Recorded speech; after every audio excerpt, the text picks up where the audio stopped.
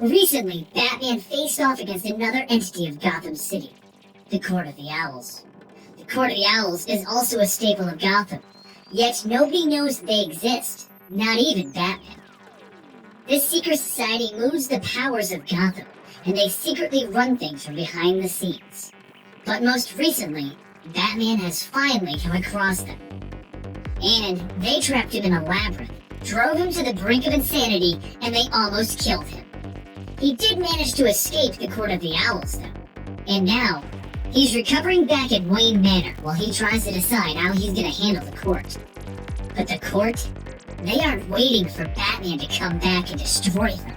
They're taking back the city tonight! The Talons break into Wayne Manor and they begin to attack Bruce in his very home. But it's not just one of the Talons this time, they've awakened all of the Talons! Bruce begins to fight off multiple Talons at the same time, and he calls to Alfred, who's down in the Batcave, to give him their position so he can be better prepared. But Alfred, he has his own problems, because the Talons are also breaking into the Batcave. But an interesting thing to note is that the Talons weren't even aware that there was a Batcave down here. Bruce begins to fight off as many as he can, and he rushes downstairs into the Batcave so that he can help Alfred. And the two men run into the Bat Armory so they can shut the doors and lock themselves inside. While Bruce tries to figure out what's going on, he hands a microdrive that he acquired from one of the Talons during their fight to Alfred. Alfred begins to dig into the microdrive, and he discovers that the Talons aren't there for Batman. They're here to kill Bruce Wayne, and they're also going to be going around all of Gotham to kill anybody in power and anybody who has money. All of the heads of Gotham is their target. Batman begins to come up with a plan so that he can take down the army of Talons that are fighting his home. First, he puts on his ultimate Batman armor, and then he lowers the temperature of the cave in hopes of freezing the Talons in place. Alfred then puts a word out to everyone in the Bat family. He tells them, the Talons are going after anybody with power and money, and there's a total of over 40 targets that we need to protect tonight. Good luck to all of them. The entire Bat family takes some of the names and they set off to protect the people, while Batman is still in the supersuit, attacking the ones that invaded his very home. But there's just too many Talons, and with the temperature dropping, he begins to flatline. His vitals are failing. But there's one thing that the Court of the Owls has forgotten. This is the Batcave, and as the temperature of the cave drops, the bats come out of the deepest parts of the cave in full force. Batman takes this opportunity to take out the remaining Talons, and they all slip into a hyper-frozen state. Except for one of them that is escaping. Not only that, but Bruce needs to get into the city so he can fend off an army of Talons who are trying to kill everyone in Gotham. Well, this seems like a simple fix that doesn't even take a detective to fix. He'll just create some owl roadkill and get to work saving Gotham. He goes over the list and the allies of the Bat are already protecting some of these people, but sadly, most have already been killed. There are only 2 people that have not been killed and are not protected. Batman needs to save them. Jeremiah Arkham and Lincoln March. It's time for Batman to head to Arkham Asylum. But while Batman is busy heading off to save Arkham Asylum from the Talons and itself, the rest of the Bat family is busy. The Birds of Prey are busy fighting off against the first of the Talons, who are trying to kill Street Vermin, as he puts it. And they manage to take him out. Robin heads off a Talon who is trying to kill an army general, and he decapitates him. Batwing mutilates a Talon as it tries to kill Lucius Fox. Nightwing stabs a Talon in the heart, and then he proceeds to fight off the revived William Cobb, who mocks him by calling Nightwing nothing more than a waste of a descendant, as Cobb was his great-grandfather. Batgirl fights against Mary, a female Talon who's trying to change the bat signal into an owl signal. And during all of this, Red Hood and the Outlaws fight against the Talons who kidnapped Mr. Freeze. You see, Red Hood wants to fight Mr. Freeze, so it's time to have a heart-to-heart with these Talons. Catwoman, Spark, and the Penguin all end up teaming up, and they fight against their own Talon towards the end of the night. But while all of this is going on, Batman manages to get to Arkham Asylum and rescue Jeremiah Arkham. He then drops him off with Nightwing, who agrees to take him off his hands so that Batman can head off to save Lincoln March. So, Batman then headed off to save Lincoln March, the politician that warned Bruce back in the Court of the Owls before all of this began. And he's one of Bruce's oldest friends from his early days of politics. But Batman was too late, and March was stabbed in the chest. As he was dying, he handed a note to Batman and said, "Bring this to Bruce." And the note states, "Don't give up on this city. This city can be saved." And Batman takes that to heart. He can still save Gotham. The first thing he does is drive a scare tactic into Mrs. Powers, one of the high-ranking officials who's on the Court of the Owls. He wants to know where Joseph is.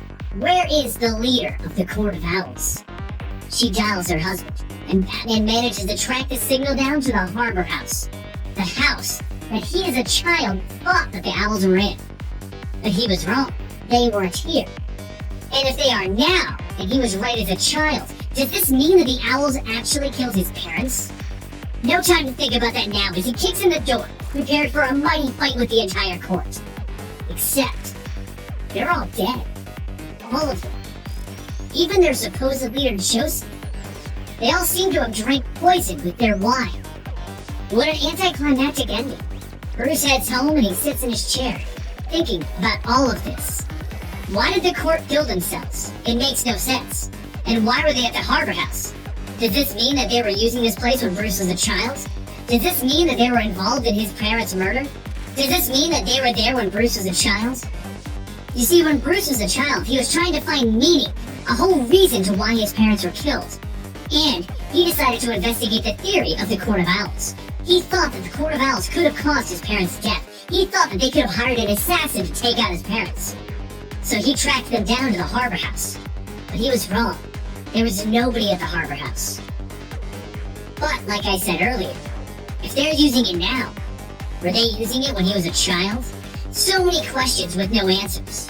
But wait, Batman just figured it all out. He figured out the last remaining person who has all of the answers. He quickly heads to the morgue to verify if his hunch was correct, and he just finds a note. Follow me down the rabbit hole. Batman quickly heads to the only sinkhole in Gotham, where he meets up with Lincoln March. Lincoln explains that he was working for the Court of Owls, and he saw their truth. He saw what they really were that day that they attacked Bruce and Lincoln. He also saw that Bruce is Batman that day, and he put it all together. But he wants Bruce to explain. How did Bruce figure all of this out? Bruce explains that it was the pin that Lincoln said that his mother wore before he was an orphan. Well, that pin isn't really real, because that pin was Bruce's own mother's pin. She wore it when they did the painting that hung in Bruce Wayne's hall. So Lincoln's mother couldn't have had it. Lincoln March is nothing more than a front created by the Court of Owls to be placed in a position of political power. But Lincoln laughs. That pin does belong to his mother. That pin was given to mothers who placed their children in this orphanage. And his mother's name was Martha Wayne. Lincoln's real name is Thomas Wayne Jr., and he is Bruce Wayne's brother. He was born early, and the Waynes placed him in this orphanage to heal up. But Batman, he tells him that he's insane. The Court of Owls gave him that story, and it can't be true. His parents would never do that. The two men begin to fight it out, with Lincoln going on about how it's a story as old as time. Two brothers, one rich, one poor, and the rich one forgetting his kin. Batman appears to have the upper hand, but unlike the other Talon suits, Lincoln's can fly. And the two men continue to go at it flying around Gotham City, as Lincoln explains why he is Thomas Wayne, what was expected of him from the Court of Owls. You see, when Bruce vanished to go train in the mountains all those years ago, the court raised and trained Lincoln March as Thomas Wayne Jr. to take the spotlight, to take over the family name and run the city for the court. But when Bruce returned, they created the persona of Lincoln March, and they set up the life that Lincoln ended up living now. They did this because of Bruce's return. The Wayne family had too much spotlight on it. Batman and Lincoln's fight takes them to the top of Wayne Tower, where Lincoln continues his evil villain monologue, while the entire tower begins to explode and be destroyed. With the building exploding around him, Batman manages to resist long enough to break Lincoln's mask and blind him temporarily so that he can get away from the entire tower. There was no body found, and Batman just went home to ponder everything that he had learned. Dick Grayson came by in the days that followed, and Bruce explained. First off, while many of the court's heads were killed either by themselves drinking poison or by Lincoln March tricking them, there were many more for Batman to find, and there's also a series of remaining Talons out there in the city. Also, there was another Wayne child. When Bruce was 3, there was a car accident, and the child that Martha Wayne was pregnant with was born prematurely. The child was expected to have brain damage and would remain in a vegetative state. After 12 hours, the child supposedly died in the hospital. But within hours of the child's death, a child was admitted to the Willowwood Orphanage. the one that Lincoln March grew up in. Martha Wayne was then documented as visiting the orphanage frequently, but there is a chance that her visits and the pin that she wore are both linked to the many charities that she funded. Bruce doesn't believe that his parents would have done something so heinous, but without Lincoln March's DNA, he can't be positive. Dick Grayson asks him if he'll be okay not knowing, and Bruce tells him that he'll solve this mystery eventually. But in the meantime, he's gonna rebuild Wayne Tower. Bigger, taller, because Gotham isn't Batman. Gotham isn't the Owls. Gotham is everyone. And Dick Grayson simply chuckles. And it's a little Batman too. Come on.